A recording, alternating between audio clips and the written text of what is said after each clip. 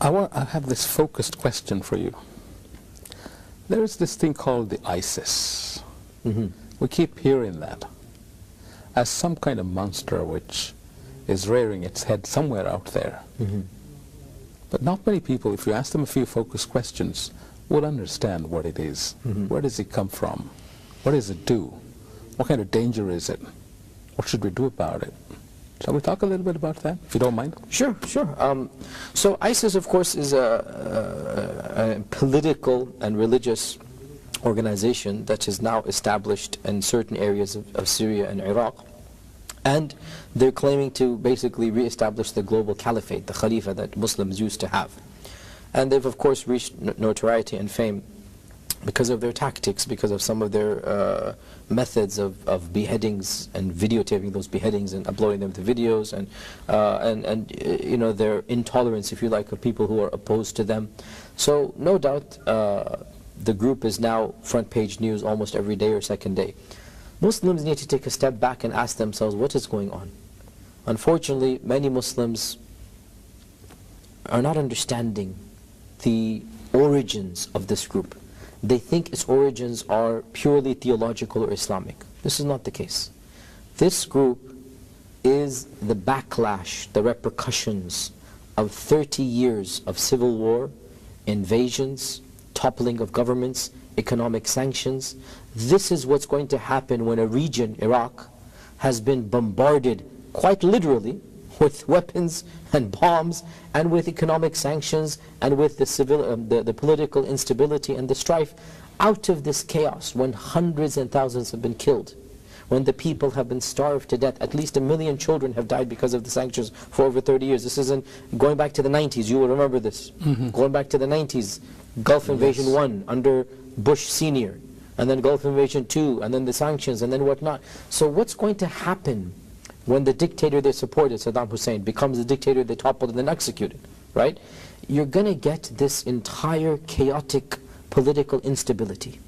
There's no law and order. Gangs and militias that are reliving age-old feuds, Sunnis and Shias killing each other. What's going to happen? There has to be arm yourself, protect yourself. From this chaos emerges yet another chaotic gang. Absolutely. So the primary origins of ISIS are not the Quran. They're political issues of the region.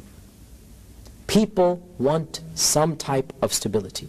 And when it's not being provided to them, rather they're being driven more and more into chaos, what's going to happen? Weird ideas, cultic ideas, messianic ideas will spread. In other words, if you mess around with a bunch of people for too long, they're going to flip. They're going to flip. Yeah, absolutely. Exactly. I was going to say it in couch, in more diplomatic words, you know, and say that. That's exactly what is happening. And then when you continue to mess around, more and more younger people will idealize and romanticize this group as freedom fighters. See, here's the point. You see, you've opened an absolute can of worms here. But what we'll do here is, we'll take a little break. Okay. And we'll be back with the audience. Ladies and gentlemen, permit us, I know the discussion's hot, but permit us to take just a 30-second break. Thank you. Ladies and gentlemen, thank you so much for your patience. We are back with you, and I always am so thankful for your patience. Brother Yasser, we did open this can of worms. Yes. You know, like, you mess around with the people, they flip. You have so many psychological problems out there. Do you blame them? Of course, every person is responsible for himself or herself. So I'm not exonerating them. You're going to go behead an innocent person. I don't care what you've seen to do that to an innocent person. It's one thing, in your anger, you kill a murderer. Somebody's murdered you or your family. Well, not murdered you, but murdered your family. You go and attack them. Maybe this person we can excuse for a little bit. But now you go and attack innocent people because your innocents have been attacked. There comes a point where you say, no man, that's just not right. You don't do that. And you're going to cause more. You cannot respond to violence with more violence, to terrorism with more terrorism. See, here's the point, Wahid. I, as an American, am completely opposed to my country's invasion, and my country's bombing, and my country's Guantanamo, and my country's Abu Ghraib. I am more angry than anybody else, not just because I'm a Muslim, but because I'm an American. So I have more responsibility to stand up and tell my people and my country, Absolutely. enough of this evil. But does that mean I go take an innocent journalist, I go take a Christian Iraqi, a Yazidi Iraqi, and just go slaughter them and say, Certainly not. because of Guantanamo I'm going to do this? I mean, Certainly not. what logic and reason is this, right? So here's the point. You are creating more animosity and more chaos. You are throwing fuel onto the fire. We both agree there's a fire, and that fire has been caused primarily by Western foreign policy. I'll be the first to say that, of course. What's the solution to the fire? Throw more oil, throw more kerosene, or throw water? You have to think long term. And if you don't have water, it's not going to help throwing more fire. Maybe for the time being, you'll just have to let things cool down. And here's the point. So America is a superpower. It's doing things here and there. There's not much you can do. False invasions there, toppling dictators there, supporting the wrong people here. What can you do? At times, we learn from the Prophet ﷺ, patience is the best medicine. Patience. And God is with the patient. And God is with the patient. At times, if you have the means, I'll be the first to say, our religion tells us, not even religion, human nature tells us, when there are oppressed people that are being killed and massacred and raped, you stand up and defend them. Who's going to say, what law is going to say this is not allowed? Of course this is Islamic as well. But you're going to defend innocence by killing innocents? Nope. Which law tells you this? Which book tells you this? Which Lord tells you this? Unfortunately, this is what's happening with ISIS. Is that their anger is coming from legitimate political grievances. I am angry, you're angry, every decent human, Muslim or non-Muslim, is angry. Let me give you a situation from real life, but at a more mundane level. Supposing your neighbor throws into your house all his garbage. Okay? He just throws it over his wall into yours. He basically cuts down his trees, all the leaves, all the dead branches, everything comes into your compound. You reach out to the city authorities and whoever, you complain, you get the cops in there, nothing happens. No one listens to you. Tonight, bag of garbage floating into your house again. Right? You got no legal recourse. Nobody's helping you. Then what do you do? So the analogy is not fully applicable in our situation and scenario because it's as if these people are taking their garbage and throwing it into other houses. Right? It would be one thing if you attacked against those who are attacking you. But they're not doing that. Okay. And rather than dealing with the aggressor, they immediately go and find people that have really nothing to do with the aggression. Sometimes with ISIS, multiple people have come to report on the aggression. Journalists. And instead of honoring them and saying, you know, thank you for taking photographs of what my neighbor's throwing. Thank you for wandering into this filthy neighborhood and telling the world it is filthy because of him. Rather than doing that, just because the skin color or the name sounds like the neighbor's, because that's in essence what it is, right? They take these people and behead them. What type of reasoning is that? Okay, this is like the neighbor throws the garbage at you and you kick your dog. Exactly. Exactly. What have you gained? Complete illogic. So in their rage, they have quite literally, in my opinion, lost their sense of even rationality. And they blame it on, or they find religious texts and precepts. I mean, you know, the classic issue of burning alive a Jordanian pilot, right? I understand they're angry the Jordanian pilot was sent to bomb them. I understand that. You will respond by burning him alive, which is not even you do to animals. There's no humanity left. There's no humanity. There are explicit prophetic traditions. Explicit. No one is allowed to punish with fire other than the one who created the fire. This is explicit from the mouth of our beloved Rasulullah sallallahu alaihi wasallam. Never use fire. You never use fire to torture. And yet this is what they wanted to do. So what type of religion is this? In our history,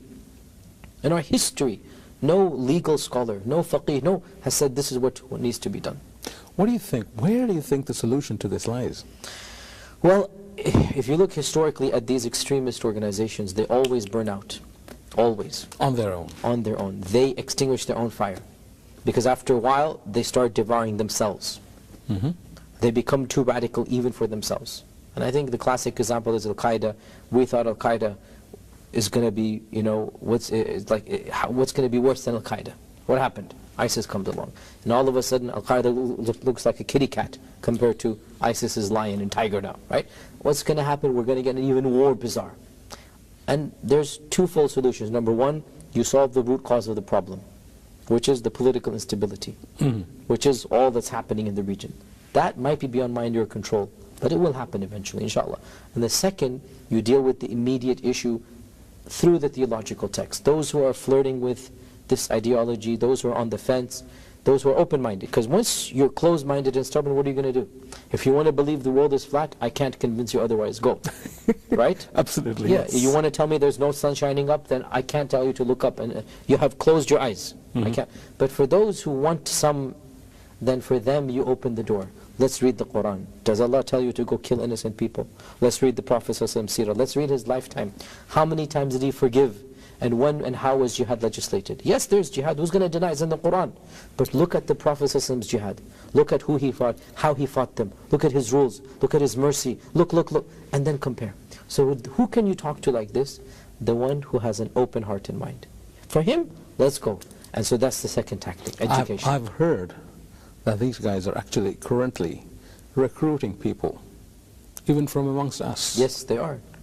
They need people. Every organization needs people, right? They have a human resources department, right? Sacrificial goats. Well, there are plenty of young men and women who are disillusioned with life. They think they'll find self-worth and happiness. Again. And they'll find validation for who they are. They'll be made to feel very important. It's the same reason why people join gangs. Identity? Identity. They feel now religious people are not going to join gangs. What are they going to join? Either if they're truly academically religious, they will do what I and others did, and that is to go study Islam with trained ulama and scholars. That's what you should do. But that's a long, rigorous process. There's a quick one-step solution. Go and join them, ISIS. You get raised in rank and promoted, you become a glorious fighter, you this and that, you're wearing this, and it makes you feel like you've done something. Part of a group. They have are. your identity. They are. You're made to feel important. They are made to feel important. That's you get exactly the plastic key to heaven. Exactly, a plastic key, exactly. That's the reality. So for these young men and women, those who are thinking about it, we say, study, research, ask the people of knowledge, right? Don't believe the outer hype, the facade. Go deep inside and ask.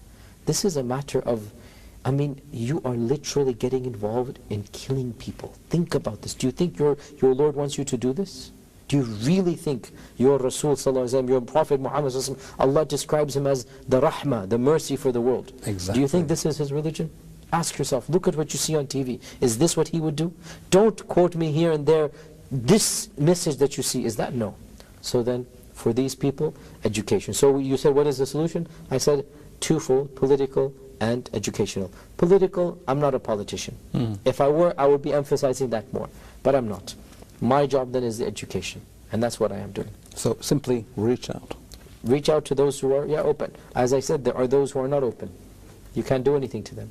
But those who are open, listen, debate, talk. And that's the way forward. So shall we try this? I'm going to take a risk here, with your permission. Go ahead.